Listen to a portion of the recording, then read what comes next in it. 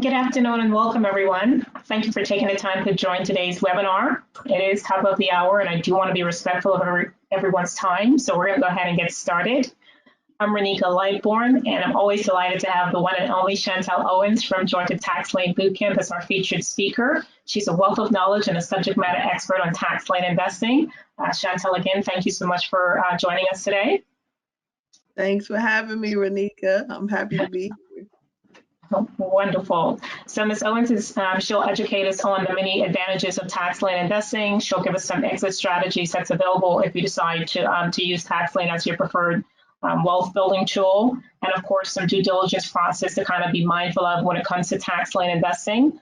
Before I turn it over, I just want to give you an overview of what self-direction is, some of the different account types, and of course the process to get started once you're ready to open up your account with us. If you have questions, just feel free to type those in the question box. We will allocate some time at the very end to get those answered for you. And of course, more than welcome to follow up after today's webinar. So again, I'm Reneika Lightbourne. I'm a business development specialist with Advanta since 2019. I'm also an active self-directed investor and an Advanta client. If you want to, kind of do a deeper dive, talk through your scenario, you're welcome to give me a call or send me an email or visit advantaira.com to schedule that consultation. So just a little disclaimer before we get started. Just know that at Advanta, we don't give any tax, legal, or investment advice. We also don't endorse any particular products. We always encourage you to confer with your professional team, do your due diligence before you make any investments. So just some quick takeaways to be mindful of. Just know that any IRA or former employer plan qualifies to be self-directed. When you're self-directing, you choose the investment, so you're always in control. In today's webinar, we're just going to be focusing on tax liens. And then, of course, knowing that all of the income that's generated from that investment flows back into the retirement account. If there's any related expenses, it will be paid out of that IRA account. So, for instance, with tax lien, if it's redeemed, and Chantelle will speak on this, the interest payment flows back into your IRA. If you have any related expenses, say paying property taxes, that'll be paid out of the IRA account based on your direction. So just a little history about Advanta and who we are. We've been in the business for nearly 20 years as one of the leading self-directed IRA administrators. Our team is comprised of attorneys, even though, again, we don't give tax, legal, or investment advice, also certified IRA service professionals. Our headquarters is in Largo area, Tampa Bay. They're actually under hurricane advisory, so I'm sending, well wishes and safety concerns for everyone in the area. Advanta also has an office in Atlanta, which is where I'm based, but we do work with clients nationwide. We have well over $2 billion under administration. If you have cash just sitting in your account with us, just know that it is FDIC insured. Once you make that investment, though, you as the account owner take the responsibility that you've done your due diligence and you're comfortable with that investment. From a personal standpoint, at Advanta, we provide our clients concierge-style service where we pair you up with a dedicated account manager that's going to be with you for the life of your account with us. And then, of course, we take great pride in providing you great educational content that features practitioners such as Ms. Owens.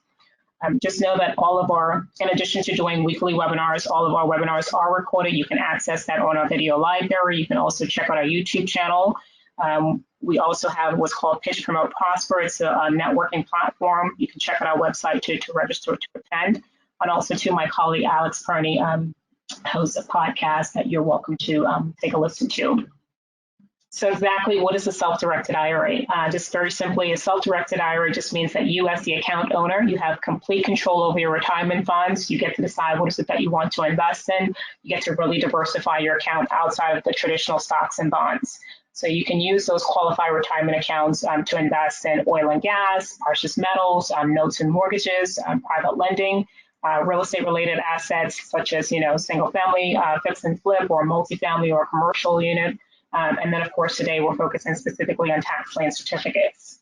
So why do people choose to self-direct? You can look to self-direct for many different reasons. I'll just touch on three, one of which, the ups and downs in the stock market, the volatility. We have no control over that. So many investors like to kind of diversify into tangible assets where, they're going to either end up with property or they can get interest returns back.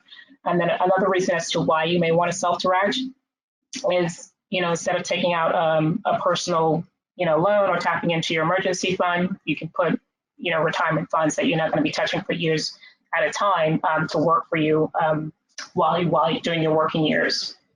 And then, of course, the tax benefits, having those rents, those profits, those interest returns flow back into that retirement account, tax-free or tax-deferred, depending on the type of account that you have. In terms of the different accounts that can be self-directed, it's the ones that you're already familiar with. For individuals, you can self-direct a traditional IRA or a Roth IRA. If you are self-employed, have an entrepreneur, have your own business, you can self-direct SEP, simple or solo 401k, or individual 401k. Some lesser known accounts that can also be self-directed are ESAs to cover educational related expenses, whether it's for your kids or grandkids or nieces or nephews. You can also look to self-direct an HSA account for medical related expenses. With an HSA account, though, just be mindful that you have to have a high deductible plan, so do confer with your plan provider to ensure that you're eligible, and that any former employer plans, whether it's an old 401k, 403b, or TSP type plan, can be self-directed. The only time you would see restrictions with employer-sponsored plan is if it's a current employer and you're not yet 59 and a half, then most times they would restrict you from moving it.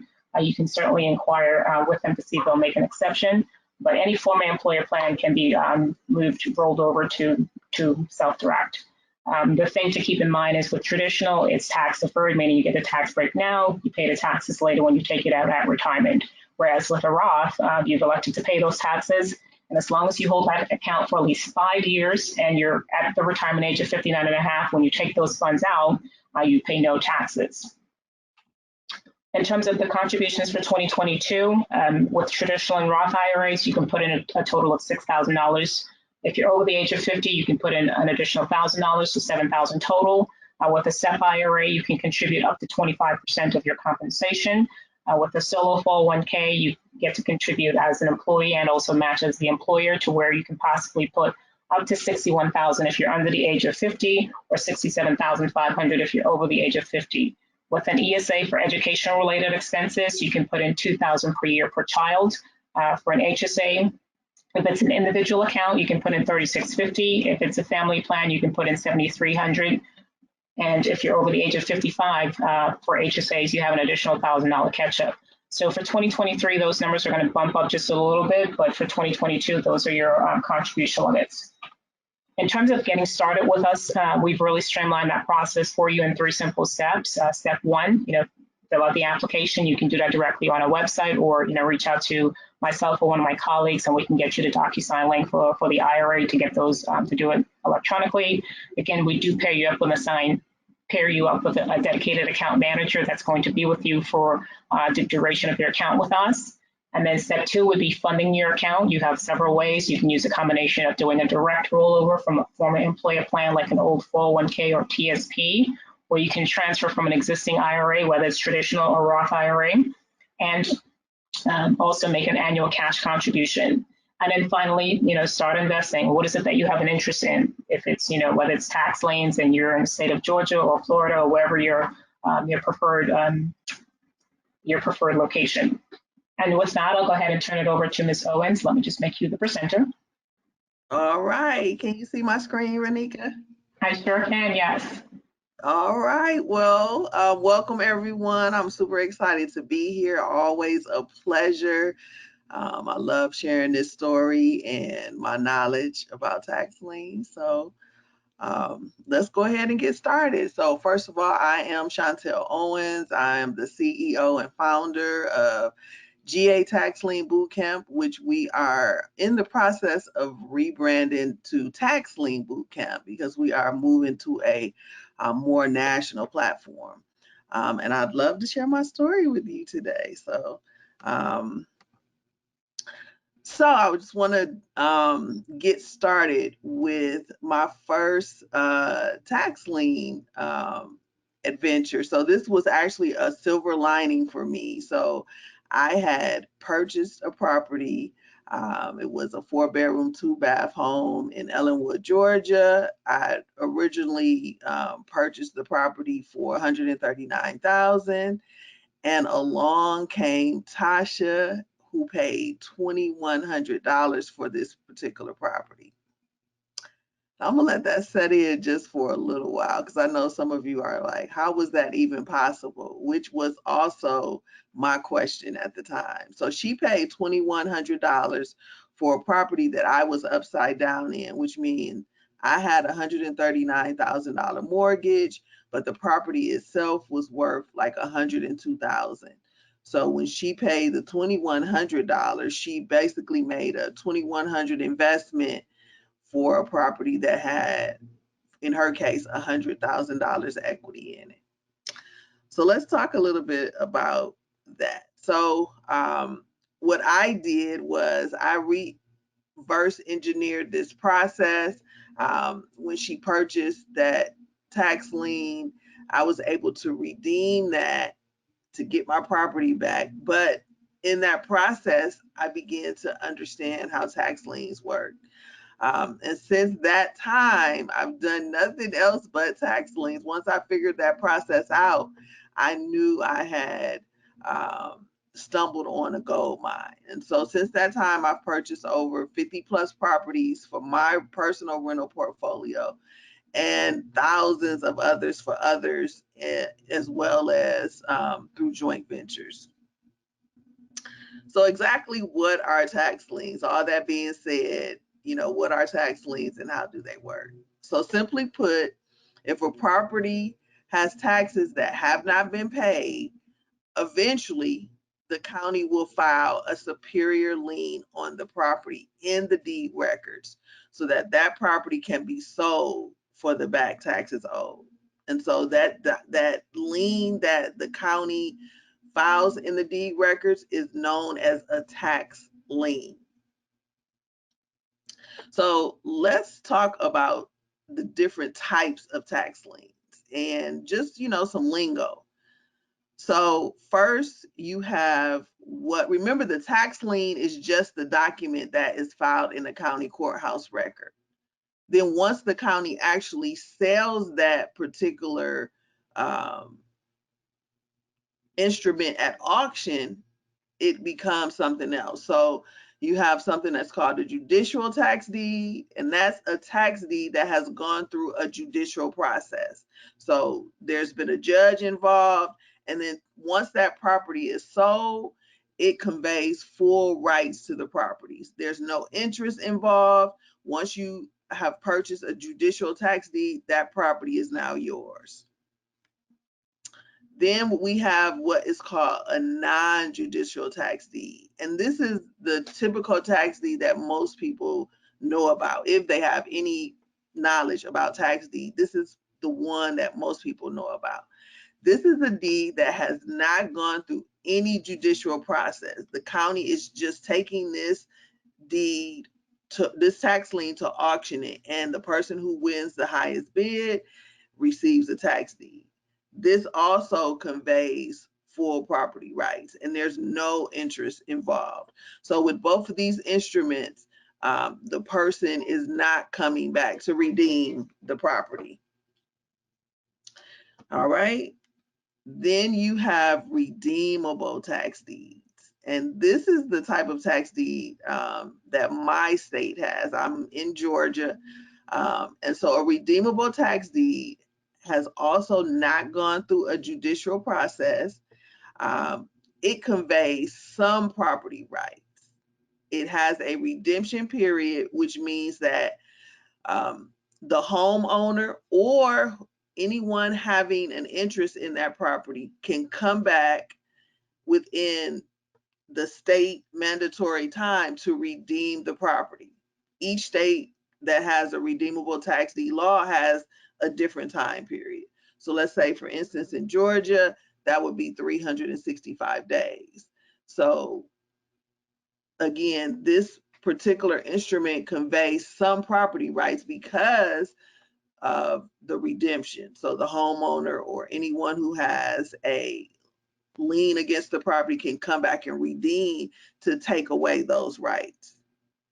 If they should do that, they also have to pay interest, and that interest amount is attached to the bid amount. So let's say, for instance, if a person owes the county $1,000 and it for taxes, and that property goes to the tax sale, and let's say the highest bidder bids that property up to $10,000. If the homeowner or anyone who has a lien on the property wants to redeem that property, they would have to pay the $10,000 plus the state mandated interest. So in this case, in Georgia, it would be 20%. So they would pay 10,000 plus 20%. So that's how redeemable tax deeds work. And then finally, we have tax lien certificates. And before I explain tax lien certificates, I just want to have you create a mental note right here that tax liens and tax lien certificates are two different things. I often hear people use those terms interchangeably, but they're not. So the tax lien itself is just the lien that the county has placed in the county records. A tax lien certificate is what the highest bidder wins when they purchase that property in a tax lien certificate state. They receive a tax lien certificate. It's a non-deed instrument, so you don't have any property rights. The only thing that certificate, I'm sorry, y'all, my phone keeps thinking I'm giving it instructions. Let me just cut it off right quick. All right. So again, the tax lien certificate, it does not convey any property rights. The only thing that you're going to receive is interest, right? So when the homeowner comes to redeem, you will receive what you paid at auction plus that interest amount. Now with tax lien certificates, if the homeowner doesn't come to redeem, each state has a process where they will either one, put that property back into auction, and then this time the auction is for a tax deed, in which case any amounts gained from that sale would go to the original tax lien certificate purchaser. That's how some states do it. Other states, you can just apply to the county for the tax deed. And then each state has its own process as to what happens after that redemption has expired with a tax lien certificate state. All right. And then I just want you to notice on this chart that the actual property rights conveyed, go from high to low. So with a judicial tax deed, you're going to the conveyance is going to be stronger than with a non-judicial tax deed. And then it just slightly goes, down with each type of instrument. So why invest in tax liens? Well, tax liens help county governments to function, which is why most states give the counties that power to levy the property and sell it at auction. In the tax sales, you can purchase properties for pennies on the dollar. And then lastly, you can leverage whatever principal amount that you have to invest. You can grow that exponentially with tax liens because you're looking at very high interest rates. Some rates go up to as high as 36% per year. All right, so in Texas, you can get 25% with a redeemable tax deed. In Georgia, you can get 20%. And in Georgia, you can actually go as high as 30 or 40%, depending on the time frame the person takes to redeem. Arizona is 24%. And Illinois, it's 18%, but it's a 2-year redemption period, so you can effectively earn 36% on your, funds. And lastly, tax liens is a great way to create generational wealth. The first example that I gave you of the property that Tasha purchased for $2,100. She purchased that property for $2,100, and had I not redeemed and she was able to keep that property, she would have had a property with an instant $100,000 equity, right? No mortgage or anything on it, right? Because even though I had a mortgage on that property, Tasha's tax deed would have superseded that mortgage. So her tax deed would have been able to wipe that mortgage away, and she would have had that property free and clear of any liens.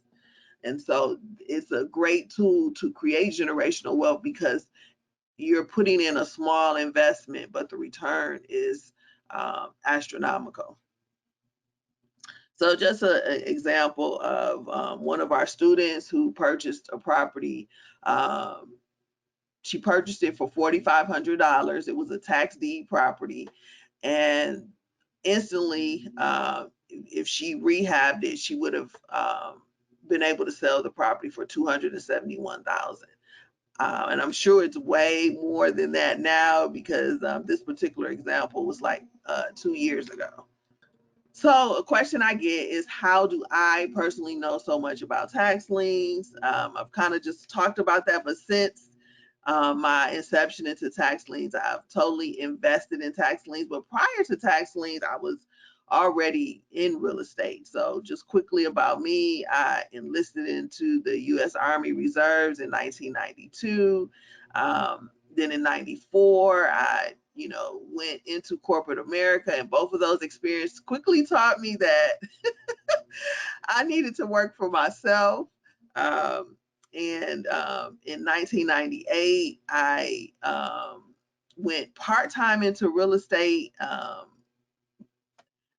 out the Army Reserves, and then went full-time in 2001 into real estate because by that time I was making more money in real estate than I was in my corporate job. And I went full-time in real estate, and that is the same year we had a market crash. And so I lost everything with no job, y'all. And in 2002 was able to finally pull myself back together, and I knew that real estate was still what I needed to do to invest. So got back into real estate.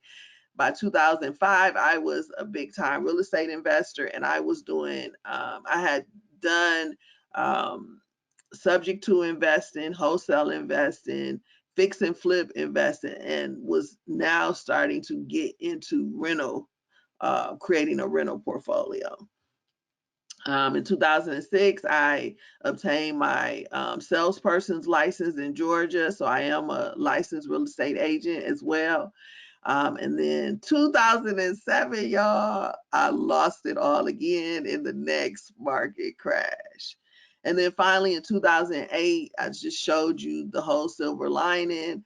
I was able to really pull myself out of a desperate place, a multi-million dollar bankruptcy hole through tax lien investing. And I was able to create a rental portfolio that now sustains me and my family, and that I'll be able to pass on, to the next generation, and they'll be able to continue to pass that on. So that's what tax lien investing has done for myself and my family.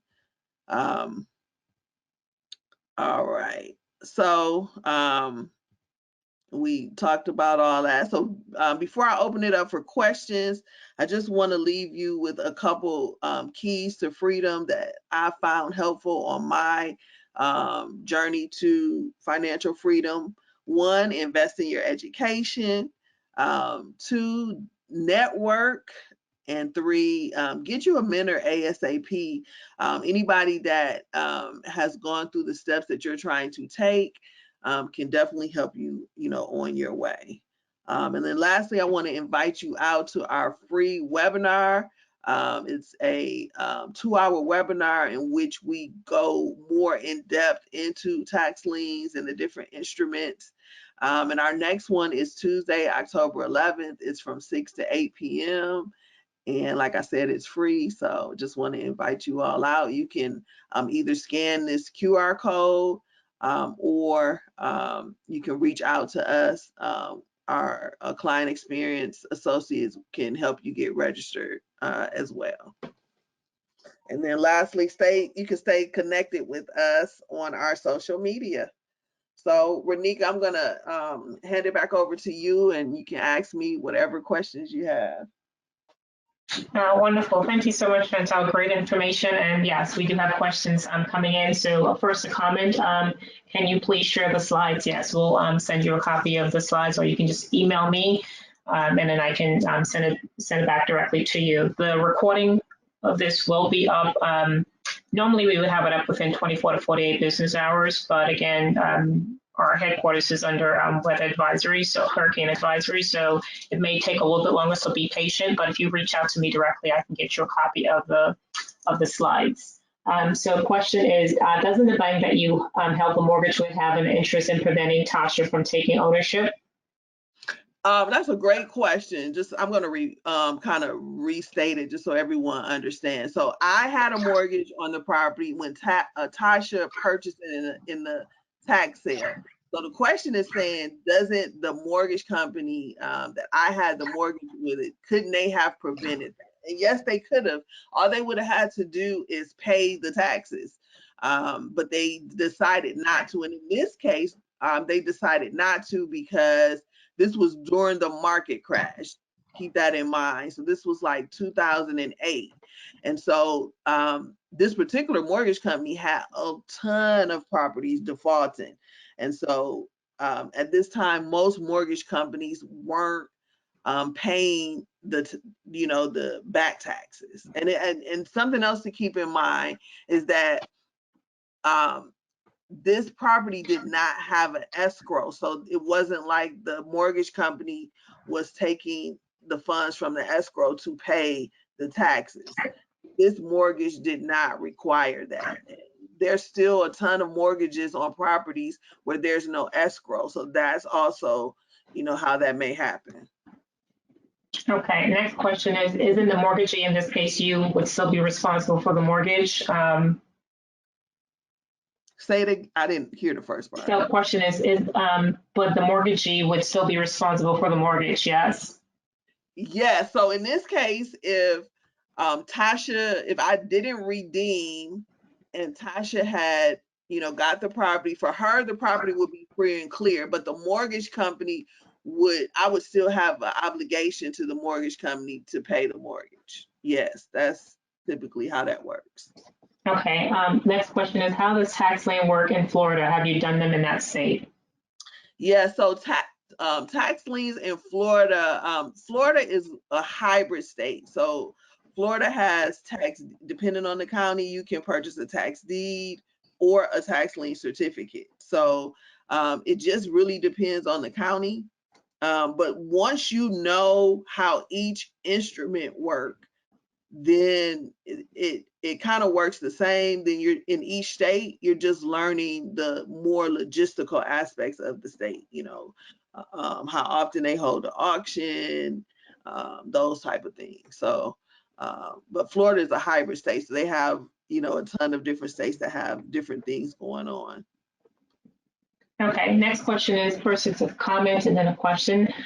Is your upcoming webinar specific to for state of Georgia only, or does it give knowledge and information that we can use if we're living in, say, Virginia state or any other state?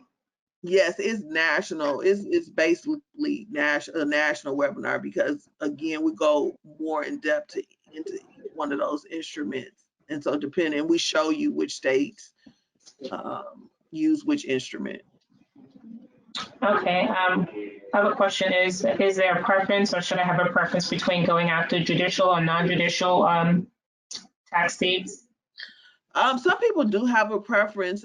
There's pros and cons to each one of those. Obviously, judicial is great if you want to purchase a property and be able to benefit from that property right away.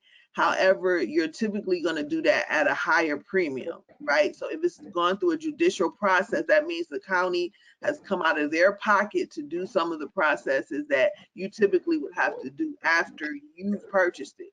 So they're going to include that fee, and typically they're going to add a premium on top of that. So you're going to pay for that.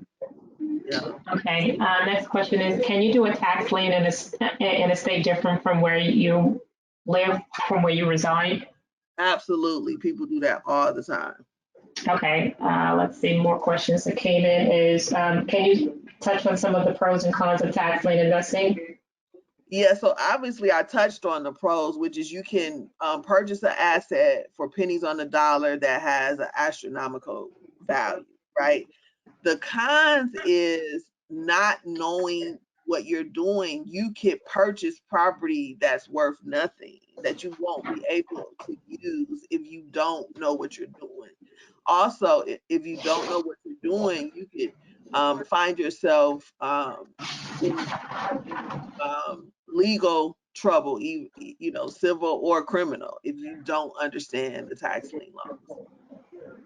Okay, next question is, where and how does the auction works? Well, the auction typically is at the county level, and then each county typically abides by state regulations on how that auction is going to be conducted, whether it's going to be inside or outside, on the courthouse steps, that type of thing. So each state is different in how they conduct their auction because they have rules and regulations that they have to follow. Okay, let's see, next question, just bear with me one moment. How long does it take to get money back in interest when investing in tax liens? Again, so I just want everybody to keep in mind, tax liens are state specific. So each state is going to, in the state laws that govern tax liens, is going to dictate the, time frame for redemption. Like I said, in Georgia, it's 365 days. In other places, it may be 2 years. In some places, it's 6 months. So it just depends. That's state specific. The next question is, what is the best type of property to bid on? Is it residential, land, commercial?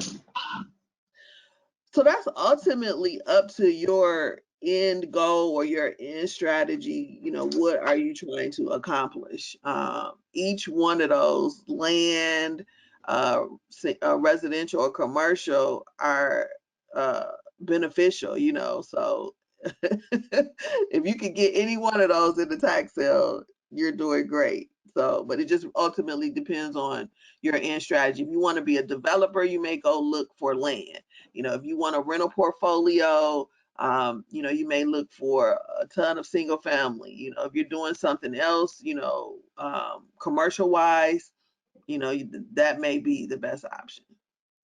Okay, next question is, what is the best way to inspect a property that's up for auction? Now that's a great question.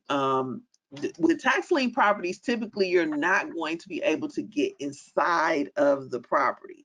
You're going to have to do your due diligence on the outside of the property. So that's a skill set that you develop over time. It's also one that we teach in our more advanced boot camps. Okay, next question is, how competitive are the auctions? They're super competitive, depending on what's happening in the real estate market, right? So right now, when inventory is hard for investors to get, they move over into the tax sale as well. Now, once inventory is plentiful in the regular real estate market, they typically get out and just leave tax lien investing to the people who are actual tax lien investors. So the competitiveness goes with the market.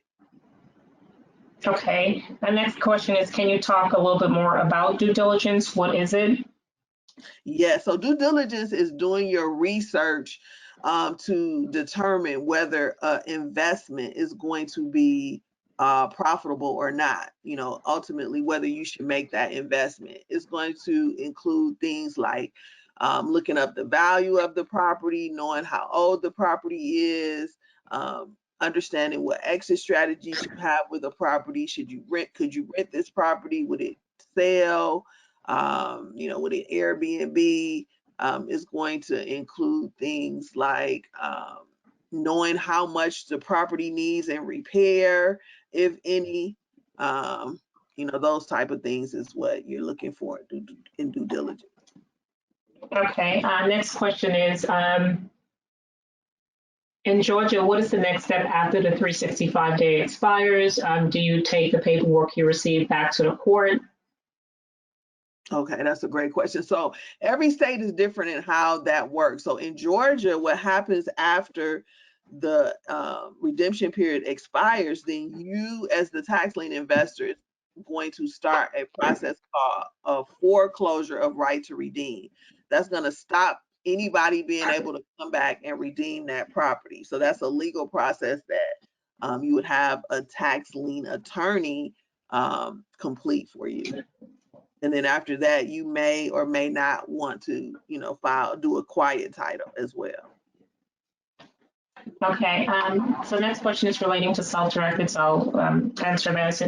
If you have additional questions, just feel free to type it in the question box. But the question is the turnaround time and a competitive auction time frame good fit for a self-directed IRA?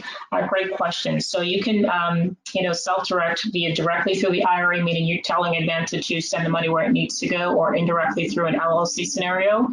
With tax lien investing, you can do it through both, but obviously with checkbook control, meaning ultimately your IRA owns an LLC that you get to act as manager of.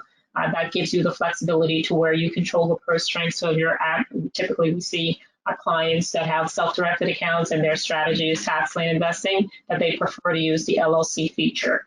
If you're doing it directly through the IRA, meaning, hey, Georgia's the first Tuesday of the month, you would give us advance notice so we can send cashier's check to you to go to the auction. If you win a bid, whatever the overage is, you send it back to Advanta to be deposited into your account. Yes, we're pretty responsive in terms of what we do, but with checkbook control, because you actually control the purse string, if you go to the auction, you set up the account, you set up your the LLC that's owned by the IRA, you go to the auction and you win the bid for exactly, let's just say $4,200.20.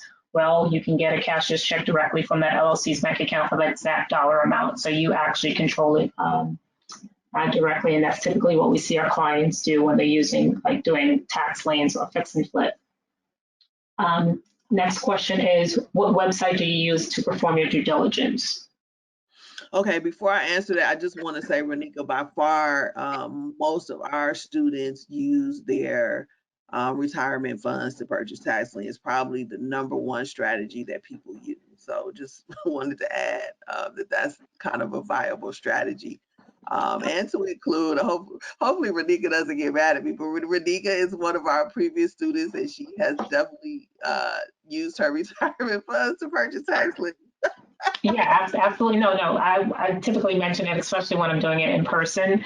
So that's actually how I got started with Advanta. I'm an Advanta client first and then came on board. But I think this was a Friday lunch and learn. I wanted to see Chantelle speak because I wanted to know about tax liens, and came in, and that's exactly how I got started with learning more about tax liens, and then eventually it led to me coming on board with Advanta. So to her point, yes, a lot of our clients, myself included, use IRA funds to purchase tax liens, or you can certainly look to JV or partner with other investors. Meaning, you can be the person after you educated yourself, or go and learn tax liens from experts like Chantelle. Learn tax lien investing, and you can work with maybe it's a colleague or a friend or a family member through certain partnerships, as long as it's structured correctly to where you can actually be the person that's doing the actual investing and then partnering with someone who has idle funds sitting in their retirement account. So there's different ways you can kind of use retirement funds to invest in tax liens.